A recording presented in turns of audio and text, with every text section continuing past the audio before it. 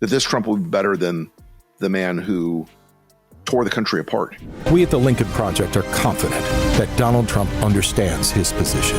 Want to know what makes Trump absolutely lose it? Former Republican insiders at the Lincoln Project figured it out, and their new ad hit him where it hurts, right in his fragile ego. The fallout was so bad that even Melania couldn't keep up her Ice Queen act anymore. We're talking 3 a.m. rage tweets, marital meltdowns, and a spray-tanned man-baby having a complete breakdown because someone called him a loser. And the people who made this happen? They used to work with him. That's what makes this so darn delicious. We feel certain Trump will play his part because he's a good boy. Who's a good boy? And a better perspective and a better persona and a better style of leadership than the man who led a conspiracy. This is the Donald Trump who has been found guilty and convicted of financial fraud. Before we move on, I'd like to ask you a small favor. If you appreciate this content, please take a second to like this video and subscribe to the channel. Over 98% of you watch the videos without subscribing. It costs you nothing, but it makes a huge difference to us. So, did you click the subscribe button? Great, thank you so much. Now, back to the video. Ever wonder what happens when people who know all your secrets decide to use them against you? That's exactly what the Lincoln Project did to Trump with their ad. This wasn't just some random attack video. This was precision-guided political warfare created by people who once sat in strategy rooms with the Orange Man himself. The Lincoln Project isn't your typical anti-Trump group throwing darts in the dark. We at the Lincoln Project are confident that Donald Trump understands his position. That this Trump will be better than the man who tore the country apart, of ethical character, has been on display for every minute of his adult life. We know who he is. These are former Republican insiders like Steve Schmidt and Rick Wilson, political pros who spent decades helping Republicans win elections before turning their skills against their former boss. Think of it as the ultimate office revenge fantasy, except instead of putting staplers in Jell-O, they're exposing a former president's deepest insecurities on national television. What makes this attack so brutal is how perfectly targeted it was. These guys didn't just guess what might annoy Trump. They knew exactly which psychological buttons to push. It's like they had a diagram of Trump's ego with big red X's marking all the soft spots. And boy, did they aim right for those spots? The ad wasn't just released into the wild either. These political ninjas strategically placed it in Washington, D.C. and the local TV markets surrounding Mar-a-Lago. They wanted to guarantee Trump would see it firsthand while lounging in his Florida palace. That's not just throwing a punch. That's making sure to tap your opponent on the shoulder first so they turn around and see it coming. And what was in this masterpiece of political trolling? Admiring the assets of other men. Meanwhile, President Musk can get down to the business of running the country. Willing to not accept the false predicates of, well, maybe Trump's better this time. There is no better iteration of Donald Trump. There is no moment of Donald Trump. A carefully curated greatest hits, collection of Trump's most humiliating moments, stumbling, slurring words, looking confused, and getting laughed at by world leaders. They called him a useful fool for Putin and repeatedly branded him a loser, which for Trump is like kryptonite to Superman. The Lincoln Project didn't stop there. They went after Trump's carefully constructed tough guy image and shredded it like classified documents in a White House toilet.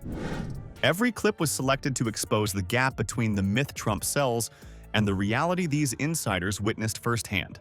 What makes this especially devastating is that it came from Republicans who once supported him. When Democrats criticize Trump, he can just dismiss them as haters. But when it's your former allies exposing your weaknesses, that's gotta sting worse than an ill-fitting suit on Inauguration Day. As vice president, Trump will finally have the time to do the things that make him happiest. Talk about old movies, playing on his phone. There aren't hundreds of thousands of us. There are a few thousand of people from the old Republican world willing to speak the truth, limiting the power of the state and fiscal probity and all the things you would think.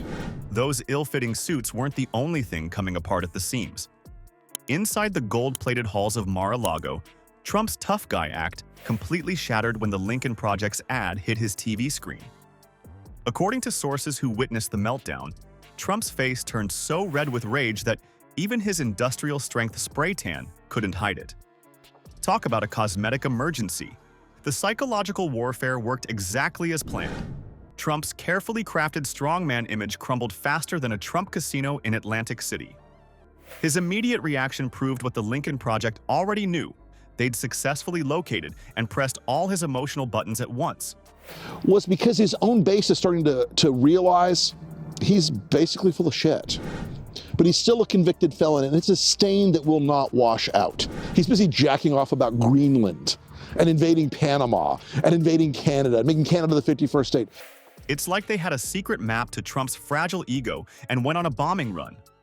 Remember when your parents told you nothing good happens after midnight?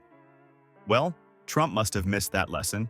By 3 a.m., he was rage-typing all-caps nonsense on Truth Social, complete with misspellings that would make a third-grade teacher reach for the red pen.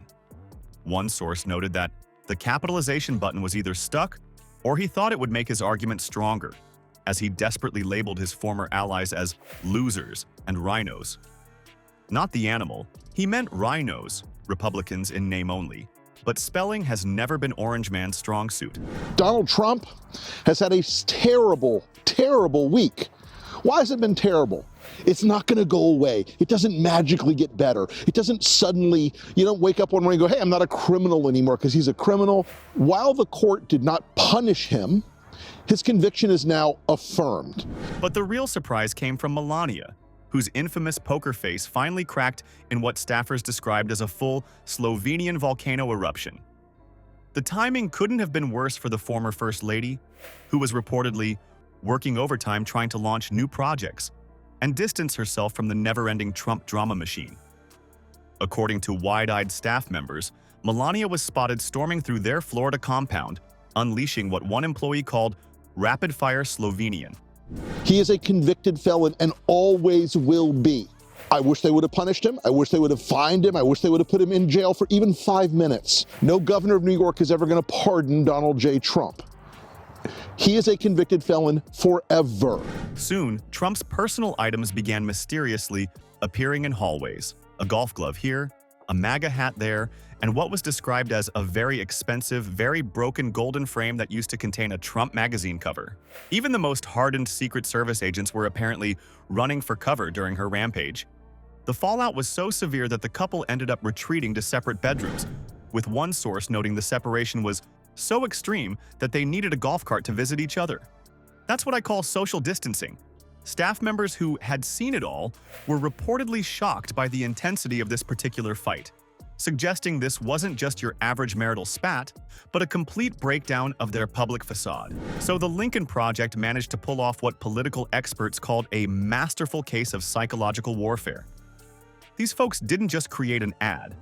They engineered a precision strike that blew up Trump's entire world. The fallout proved far more devastating than anyone could have predicted. What's really satisfying about this whole situation is watching a man who built his entire brand on being untouchable completely fall apart when the right buttons get pushed. His former allies knew exactly which psychological triggers would send him spiraling. They didn't just expose Trump. They broke through his carefully crafted image and revealed the tantrum-throwing child hiding underneath.